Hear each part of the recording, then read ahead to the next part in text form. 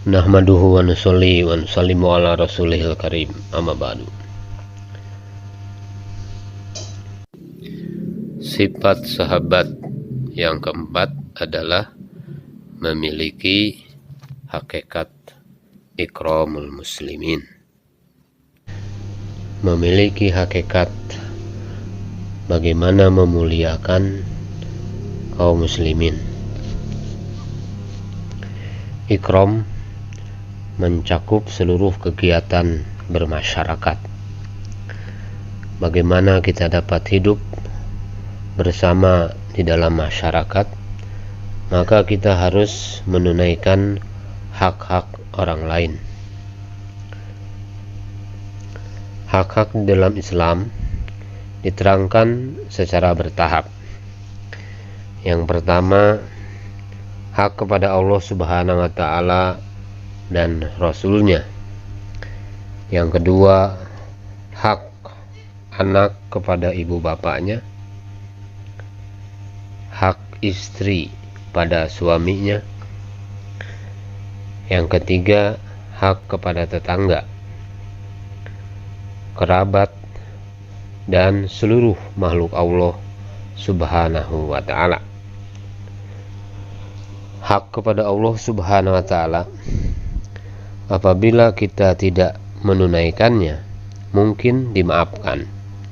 Tetapi hak sesama manusia tidak akan dimaafkan, sehingga kita datang, bertemu, dan meminta dimaafkan.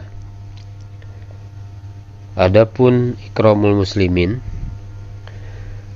memuliakan kaum muslimin, adalah khusus bagi orang Islam karena keimanannya, yaitu apabila kita melihat saudara kita yang berbuat maksiat, maka kita benci kepada maksiatnya, kita tetap cinta kepada orangnya, dan berusaha merubah sifat, merubah tabiat buruknya kepada ketaatan kepada Allah Subhanahu wa Ta'ala. Ikramul muslimin adalah menjaga kedudukan dan keadaan orang Islam. Bagaimana akhlak kita terhadap orang Islam? Mengikuti kedudukan, mengikuti kelayakan dan keadaannya. Akhlak di dalam Islam dibagi 3. Yang pertama, akhlakul hasanah, yaitu kebaikan dibalas kebaikan yang sama. Kemudian yang kedua, akhlakul karimah, yaitu kebaikan dibalas kebaikan yang lebih. Yang ketiga, akhlakul azimah, yaitu kejahatan dibalas kebaikan, kemudian didoakan dan diberi hadiah. Hakikat ikramul muslimin, hakikat memuliakan muslim, adalah kita dapat memuliakan orang Islam karena dia orang Islam. Derajat ikramul muslimin yang paling rendah adalah kita jangan menuntut hak kita dan memaafkan orang lain kalau mereka mengambil hak kita. Ikramul muslimin paling besar adalah kita menyembunyikan aib orang Islam. Maka amalan kita akan melenyapkan keburukan mereka. Dan bila kita sebarkan aib, maka aib ini akan tersebar ke seluruh masyarakat. Melalui ikramul muslimin inilah Allah Subhanahu wa Ta'ala akan membuka jalan untuk kita supaya tertib-tertib dapat dipelajari. Jika sifat ikram tidak ada, maka kita tidak boleh membawa orang-orang kepada tertib. Untuk mendapatkan hakikat ikramul muslimin, usaha pertama adalah mendakwahkan betapa pentingnya memuliakan sesama muslim. Setiap muslim adalah umat baginda Rasulullah SAW yang perlu kita muliakan. Disebutkan juga bagaimana berharganya seorang Islam. Kita dakwahkan kisah-kisah pengorbanan, akhlak, serta sifat mengutamakan orang lain yang dimiliki oleh baginda Rasulullah SAW dan para sahabat radhiyallahu anhum. Kita dakwahkan perkara ini. Kalau kita amalkan kehidupan seperti itu, maka kejayaan, kebahagiaan akan datang kepada kita. Kemudian usaha yang kedua adalah kita latih diri kita untuk mendapatkan sifat ikramul muslimin, untuk mendapatkan sifat bagaimana memuliakan sesama Islam. Caranya, segala sesuatu yang bertentangan dengan ikramul muslimin kita elakkan dari diri kita. Latihan pertama yaitu menutup aib orang lain dan mengelakkan cerita keburukan orang, mengelakkan, menghindarkan, mengumpat. Coba bayangkan berapa banyak kita harus buat latihan seperti ini.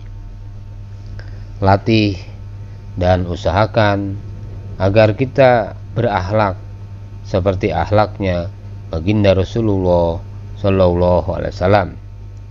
Kita muliakan ulama, berbakti kepada ibu dan bapak kita, menghormati orang yang lebih tua, menghargai sesama, menyayangi yang lebih muda, dan berkhidmat di keluarga kita. Akhlak baginda Rasulullah SAW adalah hakikat ikramul muslimin yang sebenarnya. Dengan sifat ikramul muslimin, memuliakan sesama muslim, maka hati akan bersatu. Bila hati telah bersatu, barulah akan mendapat pertolongan dari Allah Subhanahu wa ta'ala. Kemudian usaha yang ketiga adalah kita menangis berdoa kepada Allah Subhanahu wa ta'ala, memohon akhlak yang tinggi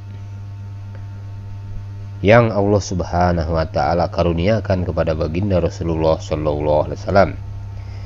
Ya Allah, datangkanlah hakikat ikramul muslimin kepada saya. Selanjutnya, sifat sahabat yang kelima adalah hakikat tasihuniyah, hakikat ikhlas. Apabila suatu pekerjaan kita kerjakan karena Allah Subhanahu wa ta'ala, maka akan diterima oleh Allah Subhanahu wa ta'ala. Jika tidak, maka akan disiksa. Bila ada cacat di dalam amal, mungkin Allah Subhanahu wa ta'ala akan mengampuninya. Tetapi jika ada cacat di dalam niat, maka Allah Subhanahu wa ta'ala tidak akan mengampuninya. Oleh karena itu, sebelum melakukan satu amal, maka perhatikan niat. Berpikir dahulu, apa tujuan dari amal ini? Jika karena Allah Subhanahu wa ta'ala, inilah ikhlas. Jika tidak, walaupun 100 mufti memberikan fatwa bahwa kita ikhlas, di hadapan Allah Subhanahu wa ta'ala tetap dianggap tidak ikhlas. Untuk mendapatkan hakikat keikhlasan di dalam amal, untuk mendapatkan hakikat tasihun niyah, maka usaha pertama adalah mendakwahkan pentingnya ikhlas. Ikhlas itu beramal untuk mendapatkan ridho Allah dengan yakin atas janji-janji Allah Subhanahu wa Ta'ala. Kita dakwahkan dengan penuh yakin. Jika kita ikhlas, setiap saat memurnikan keikhlasan, maka akan datang kejayaan kepada kita. Kemudian usaha yang kedua adalah kita buat latihan. Kita latih diri kita untuk mendapatkan sifat ikhlas. Sebelum beramal, dikontrol dulu niatnya. Di tengah amal diperiksa kembali, dan di akhir amalan mengucapkan istighfar. Lalu usaha yang ketiga adalah kita menangis, berdoa kepada Allah Subhanahu wa Ta'ala, memohon kepada Allah Subhanahu wa Ta'ala, ya Allah, karuniakanlah kepadaku hakikat ikhlas.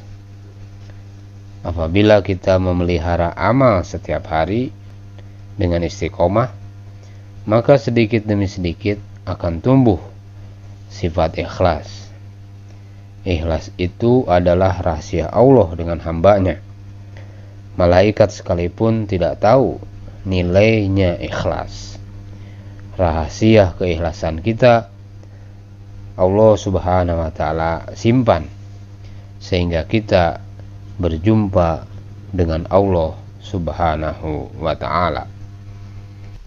Sifat sahabat yang keenam adalah memiliki hakikat tafrigul awqat, memiliki hakikat dakwah dan tabligh, yaitu maksudnya adalah meluangkan waktu untuk agama Allah Subhanahu wa Ta'ala, meluangkan waktu untuk mengusahakan agama, meliputi kegiatan huruj fi sabilillah, yaitu keluar di jalan Allah Subhanahu wa Ta'ala, meluangkan waktu menggunakan diri dan harta kita di jalan Allah Subhanahu wa Ta'ala, yaitu untuk perbaikan iman dan amal kita, dan juga untuk usaha atas hidayah bagi umat baginda Rasulullah SAW. Jadi meliputi usaha atas huruj fi sabilillah dan usaha di kampung kita masing-masing, di makomi kita masing-masing, yang disebut dengan amalan makomi. Maksudnya adalah untuk menghilangkan kesalahpahaman terhadap pemilikan diri dan harta, yang mana kita merasa bahwa diri dan harta itu adalah milik kita. Firman Allah Subhanahu wa Ta'ala, A'udzu billahi minasyaitonir rajim, Innallaha ashtara minal mu'minina anfusahum wa amwalahum bi anna lahumul jannah. Sesungguhnya Allah Subhanahu wa Ta'ala telah membeli dari orang-orang mukmin diri dan harta mereka dengan memberikan surga untuk mereka. Ini di dalam surat At-Taubah ayat yang ke-111. Setelah kita mengucapkan syahadat, maka pemilikan atas diri dan harta telah ditukar oleh Allah Subhanahu wa Ta'ala dengan surga. Syahadat ini maksudnya adalah kalimat perjanjian, kalimat transaksi. Dan Allah Subhanahu wa Ta'ala ini maha kaya, tidak memerlukan diri dan harta kita. Tetapi diri dan harta kita ini dikembalikan kepada kita sebagai amanat, agar digunakan menurut kehendak Allah Subhanahu wa Ta'ala. agar digunakan menurut perintah-perintah Allah Subhanahu wa taala. Adapun cara menggunakannya meliputi, pertama adalah meliputi agama. Maksudnya mencakup biaya untuk khuruj fisabilillah, biaya berangkat keluar di jalan Allah Subhanahu wa taala dengan niat untuk memperbaiki diri kita, memperbaiki amal kita, memperbaiki iman kita. Ini perlu biaya. Kemudian juga usaha di tempatan kita, di kampung halaman kita, di masjid kita. Ini disebut dengan usaha di makomi kita. Ini perlu juga cara menggunakan harta dan diri itu.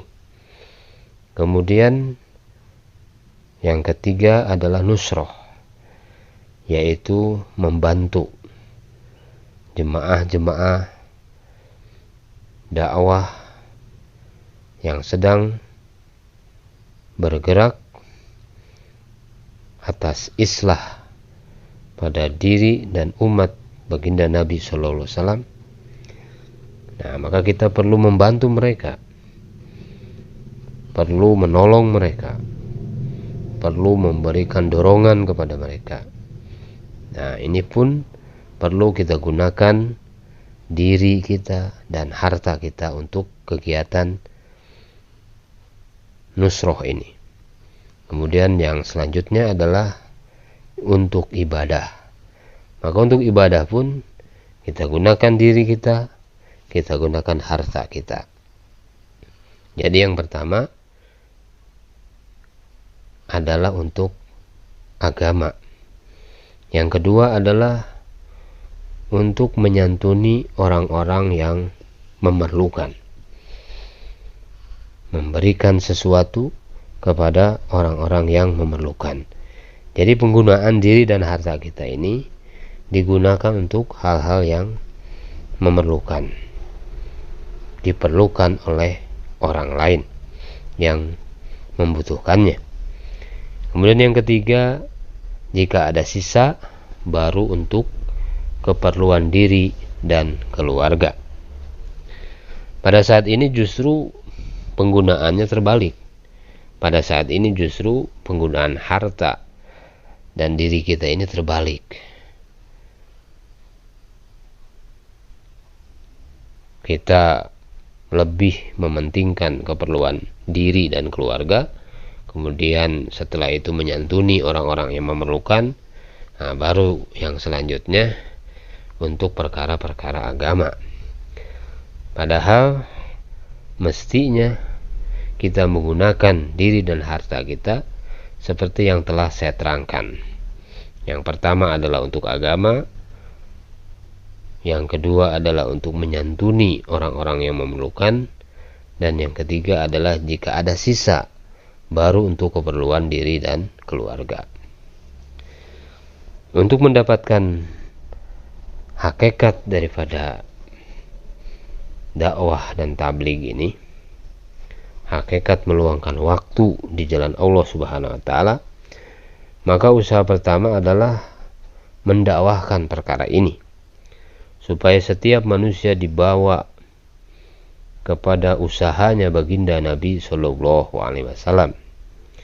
Dengan usaha dakwah ini, suasana akan terbentuk dan akan timbul kerisauan, akan timbul pikir di dalam hati seseorang. Jalan Rasulullah Sallallahu Alaihi Wasallam adalah jalan dakwah. Demikian juga jalan para nabi alaihissalatu wassalam.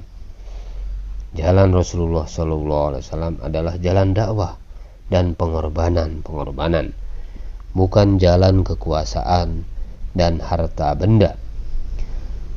Maka kita dakwahkan perkara ini, yaitu pentingnya kita buat usaha, meluangkan waktu untuk agama, bergerak keluar dari rumah kita masing-masing, pikir atas hidayah bagi diri kita, keluarga kita, dan umat seluruh alam. Dan juga kita dakwahkan perkara ini, yaitu mengusahakan dakwah di tempatan kita masing-masing.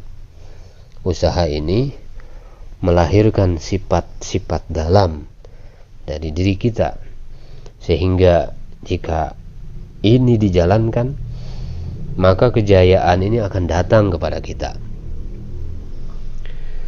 Kemudian usaha yang kedua adalah latihan untuk diri kita untuk mendapatkan hakikat pengorbanan di jalan Allah Subhanahu wa taala.